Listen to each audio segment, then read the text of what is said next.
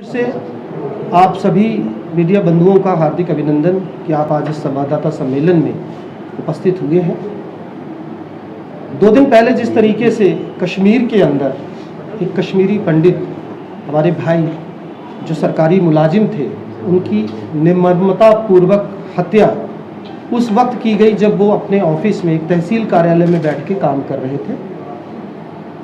समूची आम आदमी पार्टी, ना केवल इसकी पूरा जम्मू कश्मीर यूनिट बल्कि पूरी की पूरी पार्टी इस किलिंग को लेकर नितांत गहनता से, नितांत ईमानदारी से अपनी हार्दिक संवेदना मृतक के परिजनों के लिए अपनी तरफ से मुहैया पेश करती है। अपनी तरफ से उनको ये एक बड़ा इस तरीके की जो हत्या हुई है इसके ऊपर अपना कड़ा अफसोस और कड़ा रोष व्यक्त करती है।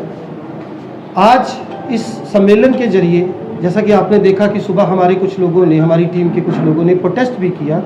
आम आदमी पार्टी पूरी एकजुटता के साथ कश्मीरी पंडित समुदाय के साथ खड़ी है।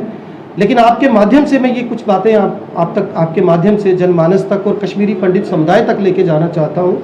आपको याद होगा कि आज से कुछ समय पहले कश्मीरी पंडितों के विस्थापन को लेकर एक फिल्म बनाई गई थी, कश्मीर फाइल्स। बहुत उसके ऊपर राजनीति हुई, यहाँ तक कि हमारी देश के प्रधानमंत्री माननीय श्री नरेंद्र मोदी जी ने भी उसके ऊपर बात रखी अपनी।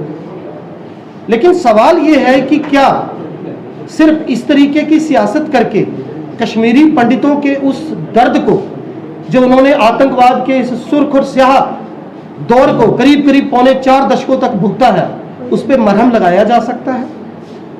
यहाँ तक हमें लगता है जो परिस्थितियां बनी हैं, कहीं ना कहीं इस फिल्म का जो बवाल मचा उसके बाद से ही कश्मीरी पंडित समुदाय को जानबूझकर पूरी बुजदिली के साथ, कायरता के साथ कश्मीर के अंदर आतंकी टारगेट कर रहे हैं। अफसोस इस बात का भी है कि जब उनकी हत्या की गई तो उस वक्त वहां पर कोई सिक्योरिटी वाला मौजूद नहीं था, और अगर था तो मौके पर नहीं था। आतंकी बड़े आराम से आते हैं, अपने दस्तावेज जमीन के बनाने के बहाने से अंदर आते हैं, और जहां पर राहुल भट्ट अपना काम कर रहे थे वहां पहुंचकर पॉइंट ब्लैक लेवल पे उनको शूट किया जाता है। और इससे बड़ा अफसोस और इससे बड़ी विडंबना क्या है कि जब कश्मीरी पंडित समुदाय शेखपुरा से कल अपना प्रोटेस्ट निकालने लगा, पहले उन्होंने इंतजार किया 11 बजे तक कि गवर्नर महोदय वहां पहुंचेंगे, उपराज्यपाल।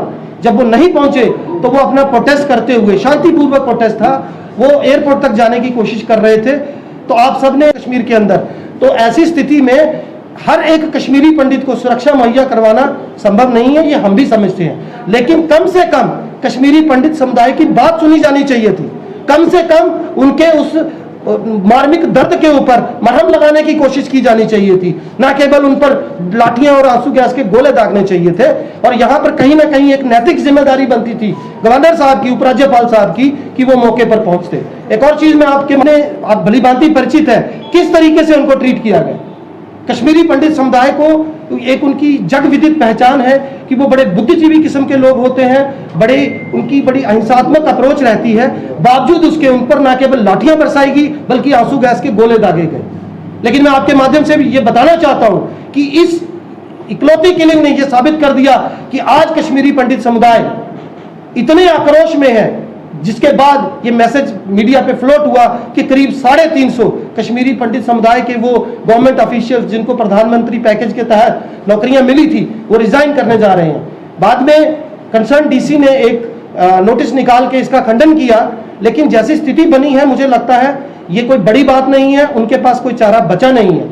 हमारे एंड से, आम आदमी पार्टी के एंड से हम अपनी मार्मिक संवेदना तो प्रकट करते ही हैं, अलबत्ता हम ये कहना चाहेंगे कि कश्मीरी पंडितों के इस विस्थापन पर सियासत बंद की जाए।